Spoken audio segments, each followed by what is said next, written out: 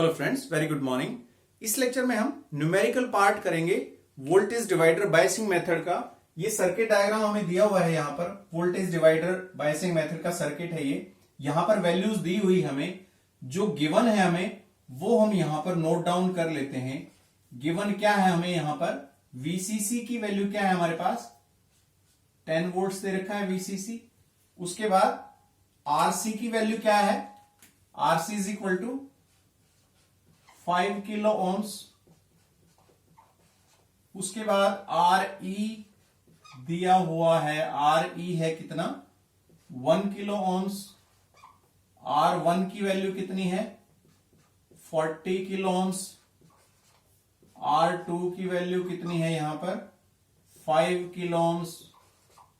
और वीबीई भी दिया हुआ है हमें, वीबीई है हमारे पास 0.3 वोल्ट्स एंड बीटा की वैल्यू है 60।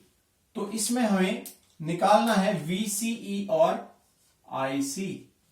वीसीई की वैल्यू हमें कैलकुलेट करनी है और किसकी, आईसी की वैल्यू कैलकुलेट करनी है, जो हमारे पास ऑपरेटिंग पॉइंट के कोऑर्डिनेट्स हैं वो निकालने हैं। तो सबसे पहला पार्ट क्या है इसके अंदर कि इसको हम थेवेनिन इक्विवेलेंट के अकॉर्डिंगली सर्किट को दोबारा से लिखें हम यहां पर, इज इक्वल टू।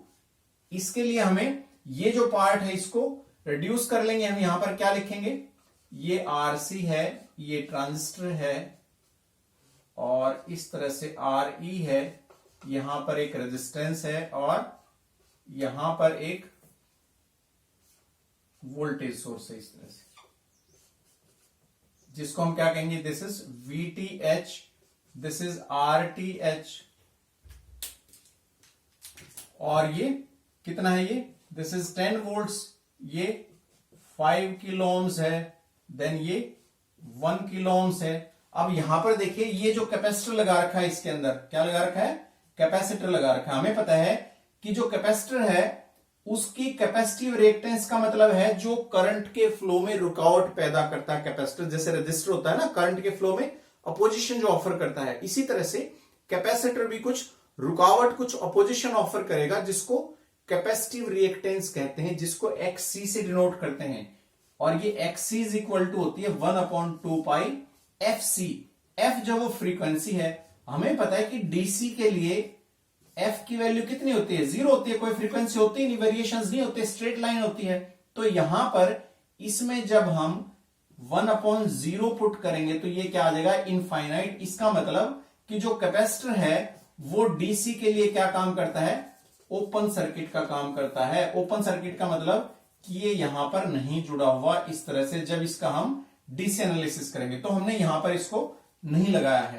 आरटीएच है और वीटीएच है। अब आरटीएच और वीटीएच की वैल्यूज हमें निकालनी है। हमें पता है कि जो आरटीएच हमने निकाला था, आरटीएच क्या है, पैरेलल कॉम्बिनेशन है किसका, R1 और R2 का, जिसको हम क्या कहते हैं, R1 R2 divided by R1 plus R2। अब R1 R2 की वैल्यू हमें दे रखी है, यहां पर 40 किलो ओम्स है, और R2 की वैल्यू क्या है, 5 किलो ओम्स है। तो इसको हम क्या लिख सकते हैं, 40 मल्टीप्लाइड बाई क्या आ जाएगा, यहां पर किलो ओम्स है तो 10⁻³ और इसमें 5 को मल्टीप्लाई करें तो 10⁻³ डिवाइडेड बाई 40 प्लस 5 और 10⁻³ यहां आ जाएगा। तो इसको हम क्या लिख सकते हैं, दिस इज 40 इंटू 5, 200 आ जाएगा, मल्टीप्लाइड बाई 10⁻³ रह जाएगा, एक पावर इससे हम कैंसिल कर देंगे, और डिवाइडेड बाई क्या रह जाएगा, ये 45 रह जाएगा यहां पर।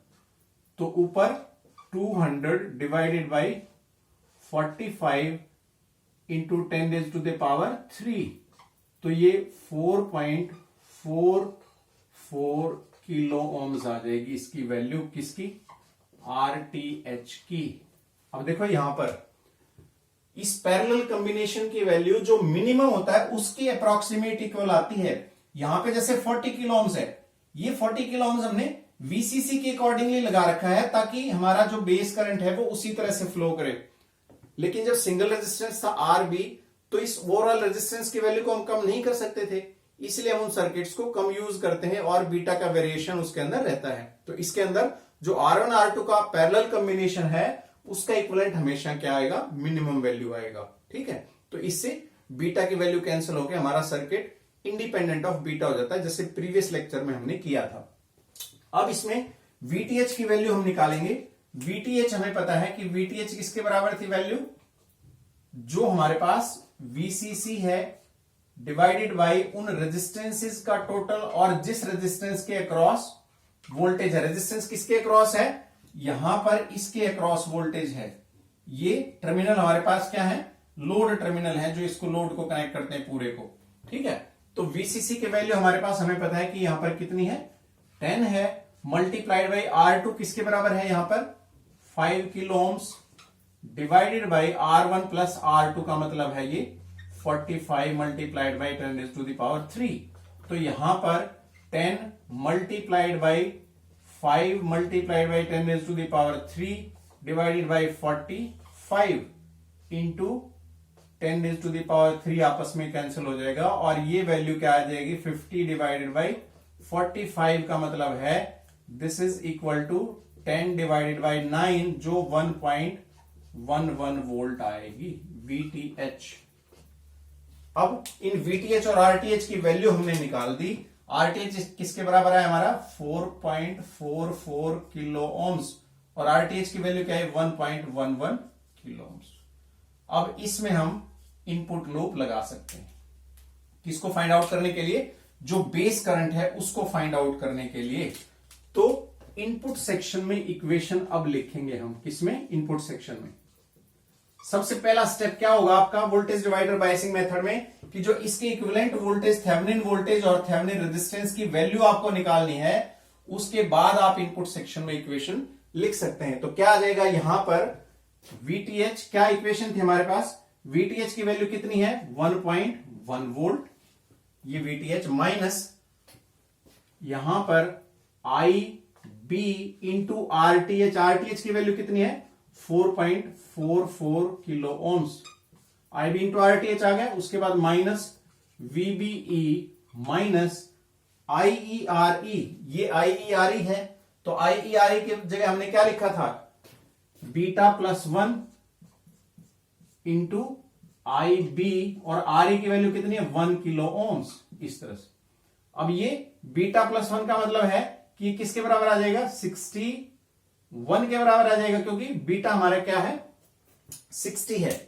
तो इस इक्वेशन को हम कैसे लिख सकते हैं, यहां पर 1.1 वोल्ट माइनस IB को हमने बाहर निकाल लिया और अंदर हमारा क्या बचा 4.44 किलो ओम, और यहां पर ये क्या है 61 multiplied by 1 plus 61 multiplied by 1 kilo ओम का मतलब 10 रेज़ टू द पावर 3, और इसको भी हम क्या लिखते हैं यहां पे into 10 raise to power 3।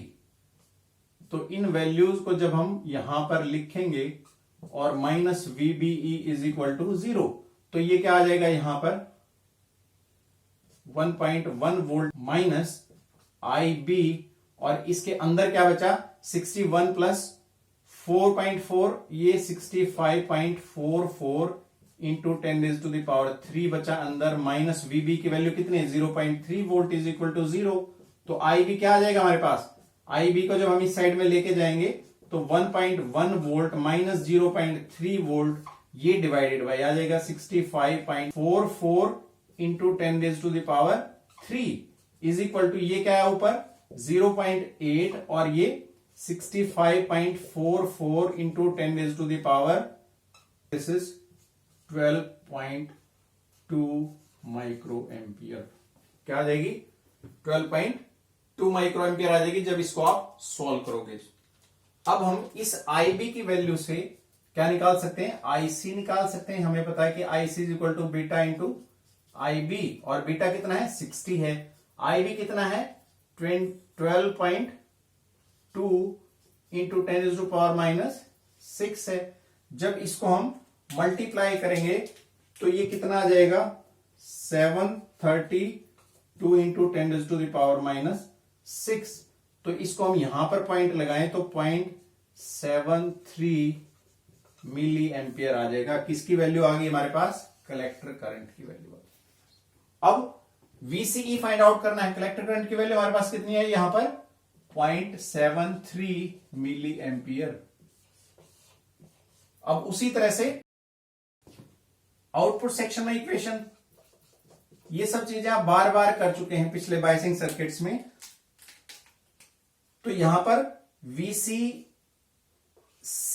Output section में equation minus IC RC minus VCE minus IE RE, ये जो है that is approximately equal to IC। तो इसको हम क्या लिख सकते हैं, VCE बराबर है VCC माइनस IC, बाहर निकल गया RC प्लस RE, ठीक है, इज इक्वल टू 0 भी है ये। तो VCC की वैल्यू हमें पता है कि 10 वोल्ट्स है, माइनस IC की वैल्यू क्या निकाली हमने अभी 73 मिली एम्पियर, का मतलब 10 raise to the power minus 3। और RC की वैल्यू क्या है, RC है 5 किलो ओम और ये 1 kilo ohm, 5 plus 1 into 10 raise to the power 3, ये इससे कैंसिल हो जाएगा। तो 10 वोल्ट माइनस इस 7.3 को 0.73 को और 6 को जब हम मल्टीप्लाई करेंगे तो ये 4.38 के आसपास आएगा, और जब इसको माइनस करेंगे तो 5.62 वोल्ट आएगा। कैलकुलेट आप कर सकते हैं इस तरह से। तो VC की वैल्यू कितनी है हमारे पास 5.62 वोल्ट। तो इस तरह से आप कोई भी न्यूमेरिकल सॉल्व कर सकते हैं। इसमें सिर्फ एक ही डिफरेंस है, करना क्या है आपको, जो भी आपका नेटवर्क है यहां पर वोल्टेज डिवाइडर जो सर्किट बना हुआ है उसको आपको थेवेनिन इक्विवेलेंट में कन्वर्ट करना है, VTH थेवेनिन वोल्टेज में और RTH थेवेनिन रेजिस्टेंस में। इसको कहते हैं थेवेनाइज द सर्किट, थेवेनाइज करना है आपको सर्किट को, ठीक है। उसके बाद सारी एज इट इज हमें निकालनी है चीजें। तो इस लेक्चर के लिए इतना ही। नेक्स्ट लेक्चर में हम स्टेबिलिटी फैक्टर करेंगे इस वोल्टेज डिवाइडर बायसिंग मेथड के लिए, जो बिल्कुल सिमिलर है एमीटर बायस सर्किट की तरह। तो इस लेक्चर के लिए इतना ही। Thank you friends.